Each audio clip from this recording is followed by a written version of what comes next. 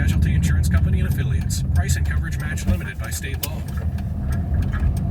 Locked On NBA, the biggest stories, the local experts. Every Monday we check in with the biggest stories across the NBA with our Locked On Podcast Network hosts. Today we go to Boston to speak with John Karalis of Locked On Celtics about all of the moves that new GM Brad Stevens has been making.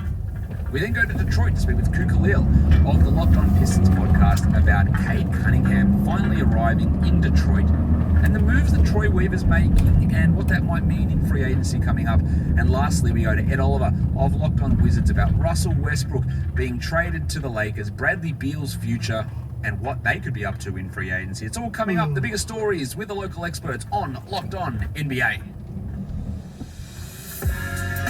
You are Locked On NBA, your daily NBA podcast. Part of the Locked On Podcast Network, your team every day. Hi, and welcome back to another week of Locked On NBA. I am your Monday host, Josh Lloyd. I'm also the host of the Locked On Fantasy Basketball podcast, and I'm the lead analyst at basketballmonster.com and at Yahoo Sports Australia. The NBA draft is in the books. NBA free agency is starting in less than 24 hours from when you're listening to this, so lots of excitement around the NBA. So let's talk to some of the hosts across the Locked On Podcast Network about some big stories that are happening right now. So here is the host of the Locked On Celtics podcast. You saw him on Locked On NBA's live NBA draft coverage the other day. John Karalis is here with me. John, first of all, congratulations on the NBA draft show. It was awesome to be a part of, but awesome to watch you do your thing for 5 hours or so, whatever it was the other day. Six. Not that I'm counting. Sorry, 6 hours. But let's talk Boston Celtics because we know that there was a change. Danny Ainge out as GM. Brad Stevens in to replace him, and since he's been in as GM, there has been 3 trades executed by the Celtics, which honestly for this time of year is quite a lot, especially involving players. Now the immediate jump to conclusion that you can have is that Brad Stevens has gone, right, I've coached these guys and I know who I want out of here, so Tristan Thompson out straight away, Kemba Walker gone in exchange for Al Horford. Is there any, I don't know if truth is the right word to that, but is there any that accurate in any sense that Stevens has just come in and said, oh, I know what this roster is, and I'm now that fast to go slow on the on-ramp? Yeah, I think there were some obvious moves.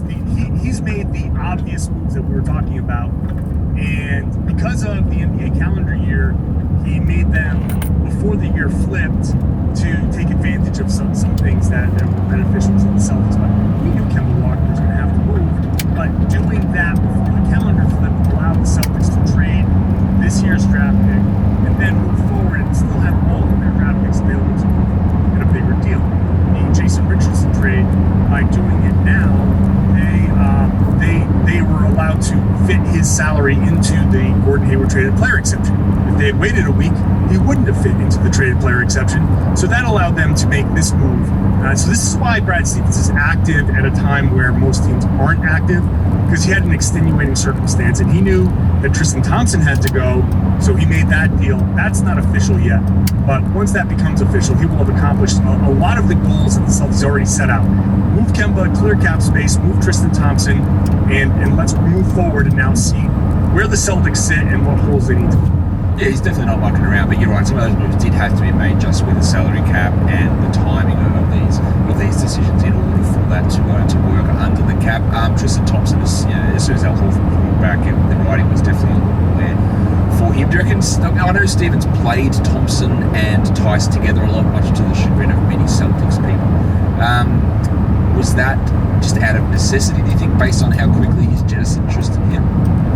Yeah, I think, well, first of all, they just traded, or they had just signed Tristan Thompson. They had just hard capped themselves to get Tristan Thompson. So that was a very strong message. Like, you got to play Tristan Thompson. How do you do that? And trying to play double big, I understood it early on. If this was going to be the team, then they were going to need to figure that out. So the first month of the season, or two, let's see how these guys fit together. But it never quite did. It got better, but they had no choice but to play Tristan Thompson. When we look back on it now in hindsight, it was a pretty bad offseason for Danny Ainge. The Thompson signing was bad, and not only was it bad, but by hard capping themselves, they took away options for the Gordon Hayward traded player exception because they couldn't use the whole thing because they would have hit the hard cap. Jeff Teague was a disaster, and they tried to rectify that quickly, but Brad Stevens did come in and have to clean up a lot of the mess that Danny Ainge left. I understand the short turnaround caused some of that, but it's a mess nonetheless. Now, in terms of what they got back for Tristan Thompson, we have Chris Dunn and Bruno Fernando, a second-round pick, coming back from the Atlanta Hawks. We know that Al Horford and Moses Brown came in exchange for Kemba Walker, but Moses Brown is very quickly on his way out. Abe Simpson at the strip club type GIF move. He's straight on his way back out in exchange for Josh Richardson. And there's something that I've seen mentioned in a few places, John, and you can pour water on this if you like, but the Celtics, the players that they brought in here, Chris Dunn, defensive-minded guard. Josh Richardson, defensive-minded guard.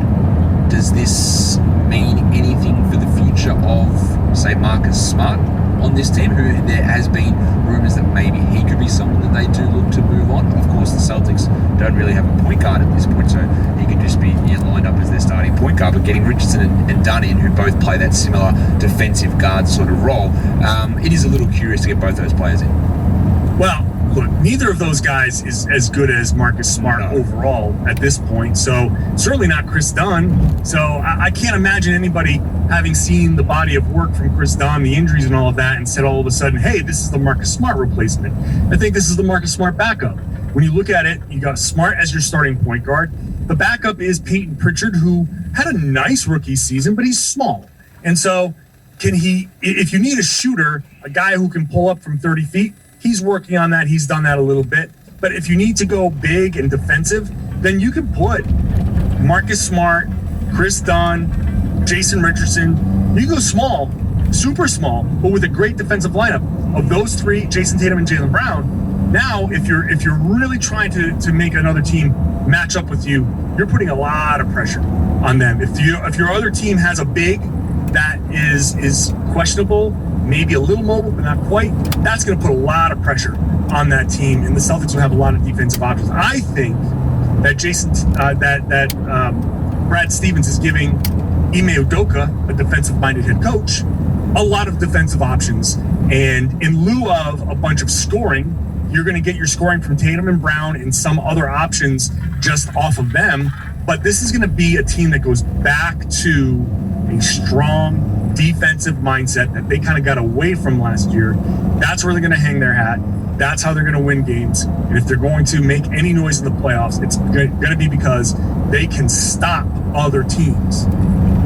So, we've got these two guards coming in. I agree with you about you. Chris Dunn has not been good really at any point in his NBA career, so he is just a backup, and it's just getting something back, I guess, in exchange for Tristan Thompson. But Richardson did struggle last year, but he had some good moments in Miami, less so in Philadelphia. What does this mean now for the approach of Brad Stevens in free agency? Of course, it's probably the big name that's, that Celtics would look to bring back, I guess, is Evan Fournier, who they traded for at the trade deadline. Does this hamper that move at all? It does call into question how willing Fournier is going to be to take what the Celtics are offering. It's starting to sound like Fournier is going to get some offers from teams with cap room, which was always a fear in Boston, that a team like the Knicks or another team with cap room will say, hey, we've got a lot of money to spend. There are not a ton of great free agents this year. We're going to give it to you. We're going to give you $20+ million to come here for 1 year. Then next year you go back into free agency. We'll see how it goes. But all of the talk around Fournier had been that his market is somewhere around 14, 15-ish million dollars for a team like New York to come in. If they come in with more, something in the 20s, you have to take that as Fournier. And I think the Celtics see that. And they're either going to say, we'll give it to you as a sign and trade if you want to do that. And if not, they're just trying to make up for the loss. And this would be their way of doing so. Well, it is obviously going to be really interesting as free agency opens tomorrow to see Boston's approach after being really active already. And John, you'll have that covered for us all over on Locked On Celtics. So check John out over there. Thank you, John, for coming on Locked On NBA with me. Got it. Always a pleasure. Today's episode is brought to you by Built Bar. Do you know Built Bar has just so many delicious flavors? It gives you the freedom of choice to get whatever one you find most palatable. But you know what? They're all awesome. coconut, cherry barcia, raspberry, strawberry, orange, cookies and cream. Whenever you try Built Bars, you are going to have a favourite flavour. I can guarantee you that. But if you don't know what your favourite is, grab a mix box. You'll get 2 of each of the 9 flavours so you can figure out what your favourite Built Bar is. And not only are Built Bar flavours the best tasting, but they're healthy too. Check out the macros: 17 to 18 grams of protein, calories ranging from 130 to 180, and only 4 to 5 grams of sugar and 4 to 5 grams of net carbs. Amazing flavours, all tasty and all healthy. And Built Bar is the official protein bar of the US track and field team. Go to built.com, use the promo code LOCKED15, and you'll get 15% off your order. The promo code is LOCKED15 for 15% off at built.com. I'm Kevin Ostreicher, host of the Locked On Ravens podcast, and attention shoppers, we now have taste in the bread aisle, Dave's Killer Bread. That's right, an organic bread that doesn't need 3 spoonfuls of sriracha jam to delight your taste buds. Dave's Killer Bread is a 21-grain salute to the end of boring bread.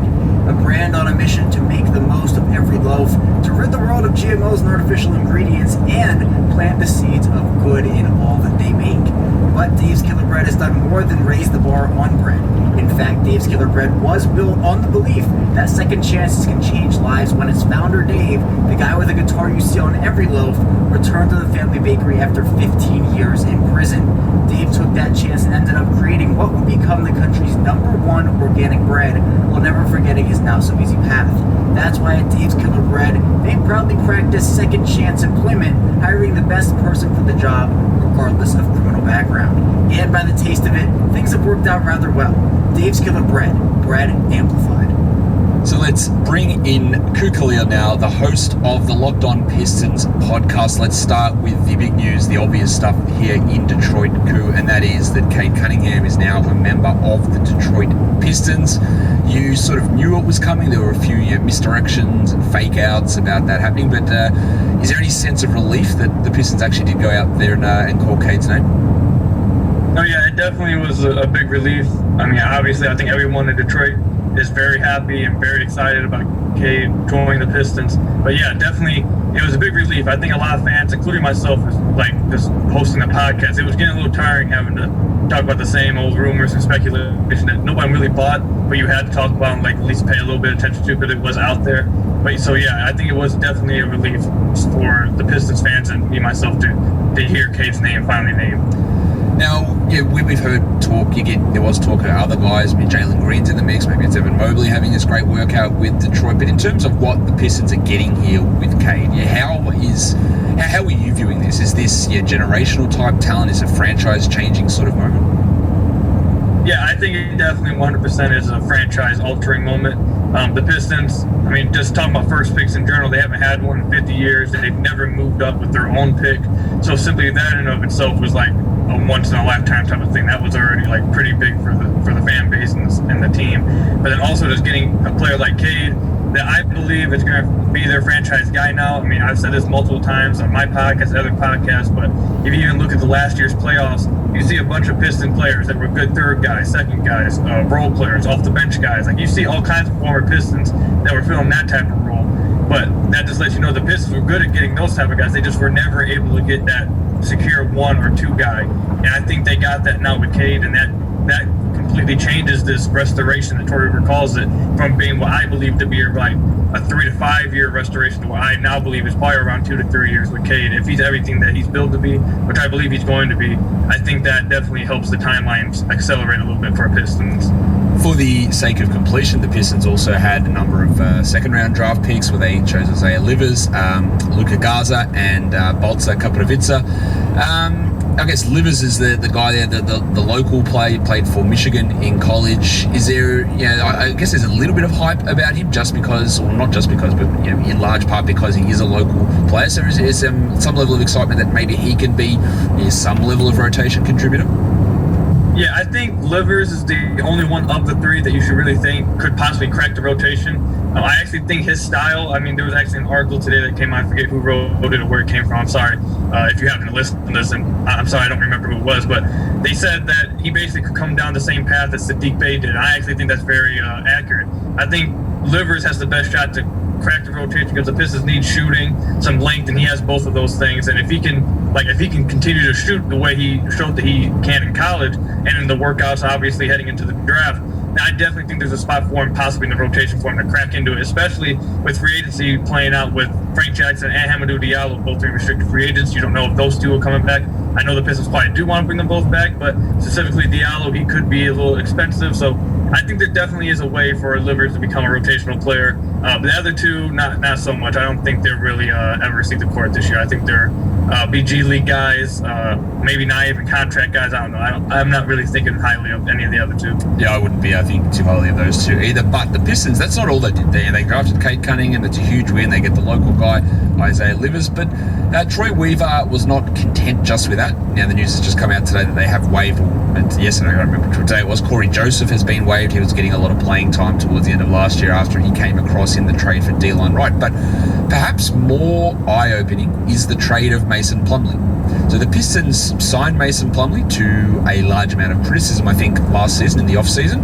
And then 1 year in, they've traded him away. But they didn't just trade him away. They traded him away along with pick number 37 to get back pick number 57, which was used on Bosika Brvica. So basically salary dumping Mason Plumlee by giving up a high second-round pick in the process. Now, if the idea is, well, we just want time for Isaiah Stewart, that doesn't pass the sniff test to me, because you can just play Isaiah Stewart over Mason Plumlee anyway. So what's happening? What are the Pistons creating this cap space for? What is up? So the Mason Plumlee trade definitely, I won't say confused. I actually have said that for a while, that I thought he was going to be traded on draft day to get back into the first round. I thought they were going to be able to package him with the first round pick to a contender, maybe like the Nets or someone who needed a veteran big who could play. Make no mistake about it, Mason Plumlee had a really good year for the Pistons this past year. I think he had like 2 or 3 triple doubles for him. He had a pretty good year for us.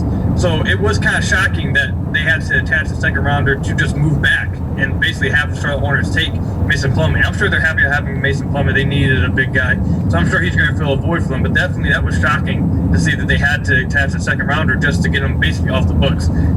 You're right to say that doesn't pass the sniff test about just simply wanting to play Isaiah Stewart. You're right to say that.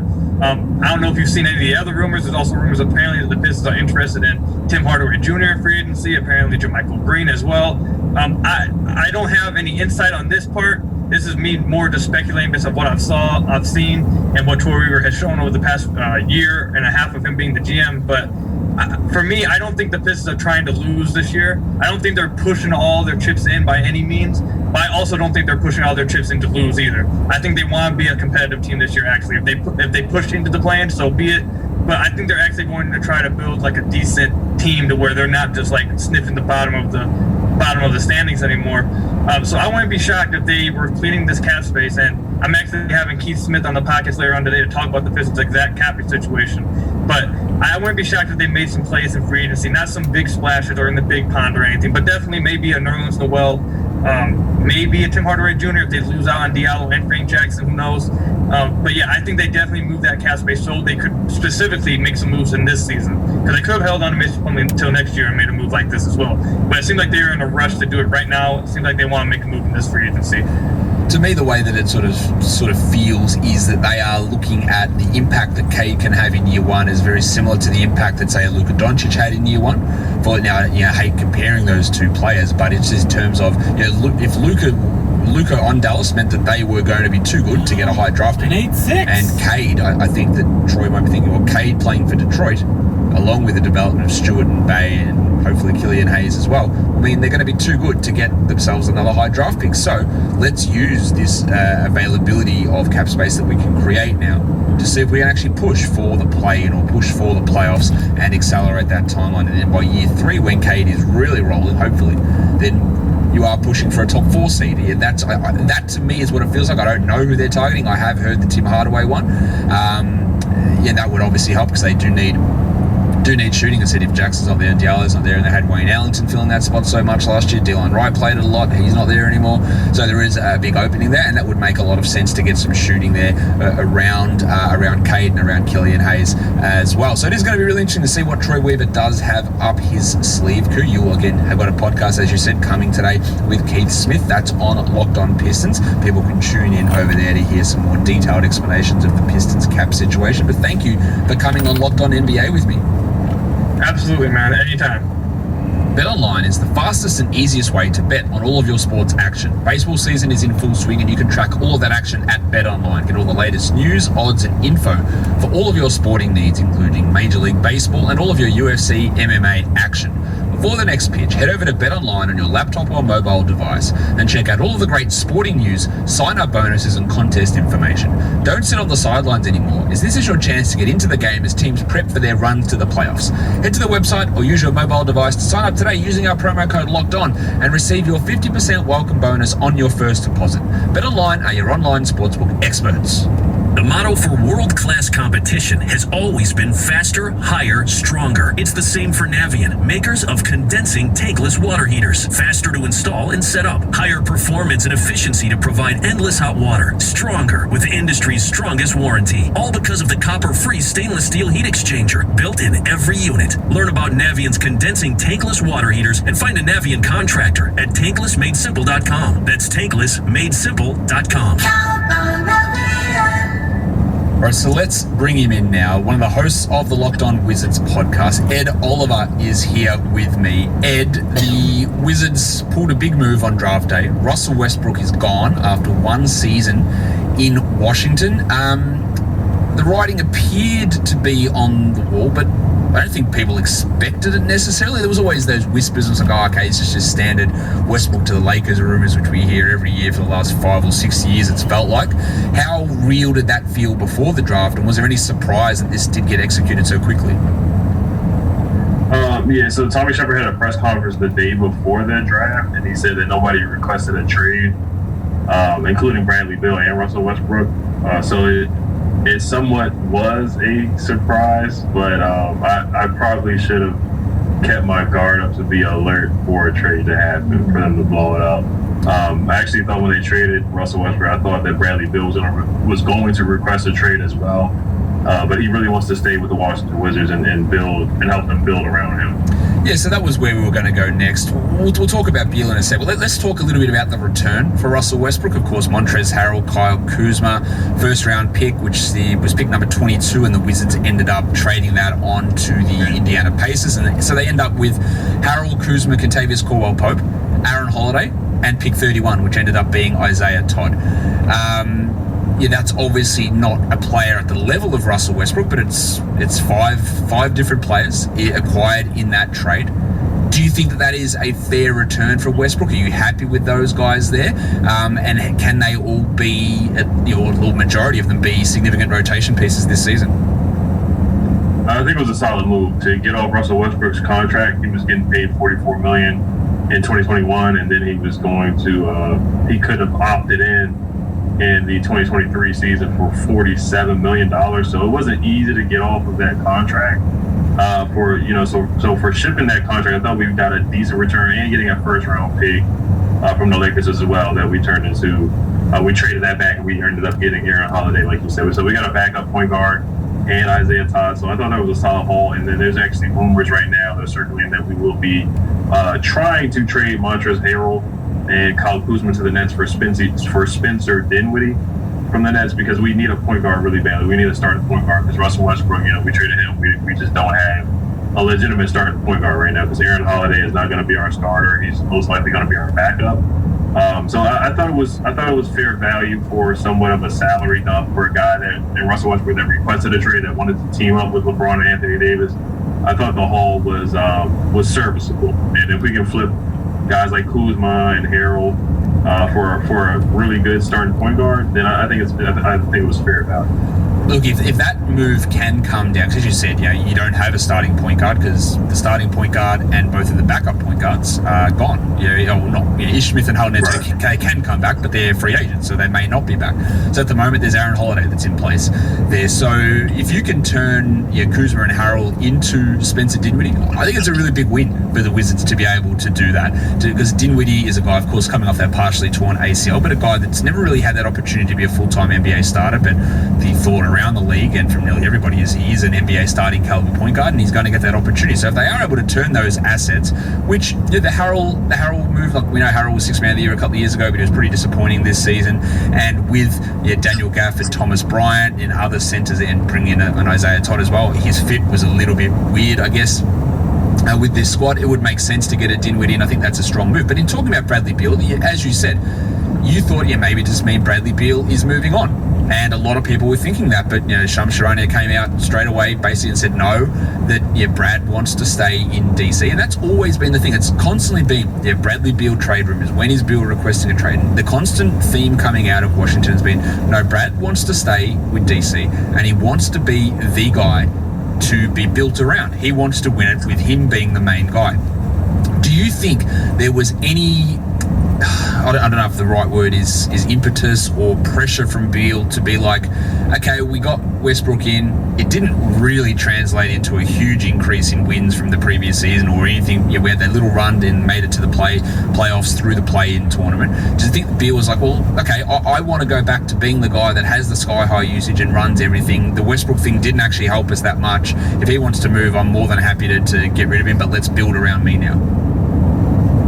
Yeah, so he wants to. He was saying something like similar to what Giannis said, where Giannis, after he won his ring, he didn't want to team up with other guys. He didn't want to team up with the Nets and Miami Heat back in 2011 and other super teams like that. So Bradley Beal has been preaching that for the past couple of years, and every single summer there are rumors about him saying that he's going to request a trade and photoshops of him in different teams' jerseys, like Miami Heat jerseys and different things like that. So he really wants this team to be built around him. Now, Wes Unseld Jr., he does want them to pass the ball more. Last year was a lot of ISO basketball. Bradley Beal, a lot of isolation. Russell Westbrook, we all know he's an isolation guy as well. So the new coach really wants them to move the ball and pass the ball. And I think if they get a guy like Spencer Dinwiddie, there will be more passes for that roster instead of how it was with Russell Westbrook. So I think he wants them to build the team. Also, the trade, it did give us an $8.5 million trade exception, and it did free up $5 million in cap space. And then also the following year in 2022, that offseason, we're going to have $25 million in cap space available because we traded Russell Westbrook. So those cap space moves do make it more flexible for the Wizards to make moves next year to convince Bradley Beal to come back. Not just this year, but next year when his contract is up. Most likely they will be offering him a huge deal for Bradley Beal to stay after next season. So, but I think he wants to be that number one guy. And can we get a championship in DC with him being the number one guy? That's a tough question. I mean, I don't personally, I don't know if it can happen, but we'll see what happens with Bradley Beal as a number one option. We'll see if Tommy Sheppard can make some moves and bring some good guys in here to surround him with talent. Well, they're clearly not rebuilding because if they're rebuilding, you're not taking a guy like Corey Kispert in the draft. You're not making moves for Spencer Dinwiddie. You're looking to build around Beal, not like tearing it down. So it is going to be interesting to see exactly what Sheppard does and how Wes Unseld does in his first season as coach. I think it actually makes it a little bit easier for Unseld without having Westbrook there, because then you can sort of tailor a system a little bit more around Beal and get things to work that way rather than some of the stuff that Westbrook does make tougher on his teammates and with the coaching staff with his very distinct style of play. Ed, you'll have it covered for us all over on Locked On Wizards, whatever Washington does here in the off-season with free agency starting tomorrow. Thanks for coming on Locked On NBA, and people can check you out over there. Yeah, thank you for having me on. And you can follow me. Go ahead, Ed. Sorry, you just cut out. You can check me out on Locked On Wizards, and you can follow me on Twitter at the username below. Go check out Ed and check out Locked On Wizards. And that'll do it for another episode of Locked On NBA. Don't forget to follow this podcast on Apple Podcasts, Google Podcasts, Stitcher, Spotify, and of course on the Odyssey app. Go give us that 5-star review. Follow me on Twitter at redrock_bball as well. Guys, we are done here. Thank you so much for listening, everyone. See ya.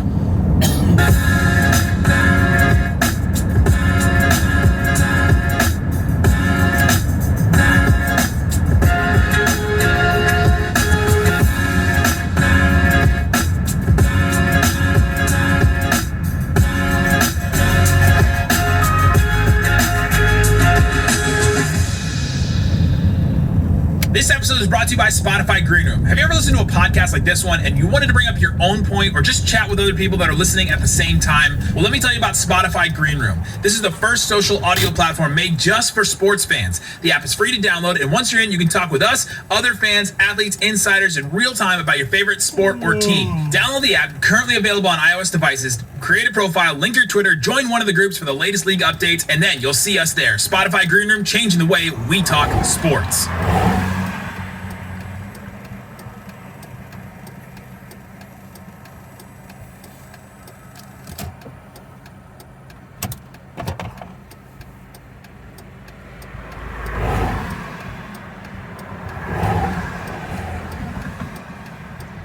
If anyone ever wonders why I disconnect the stereo like that, it's because I have that little AM receiver for the Bluetooth receiver, and if I leave this on while I unplug that, it'll sound like this.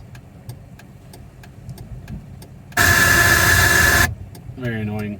And if I leave the receiver plugged in, the View has this, I don't think it's a weird feature, but the View has a feature where the 12 volt plug-in remains on even while the vehicle's off. So I don't want that blue light lit up while the car's parked. Anyways, fuel mileage update. 179.9 miles driven, and we're still 1/8 of a tank away from half. So we're probably gonna get just over 200 miles to half a tank, which is pretty much back to my normal driving. So probably on track for about 24 miles to the gallon, somewhere in that region. Not bad.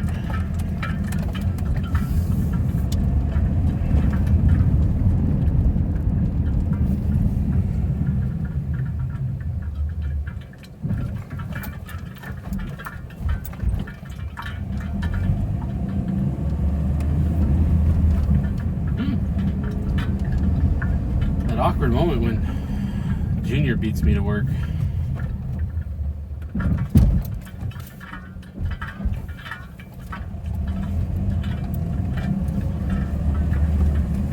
I'm either late or just on time.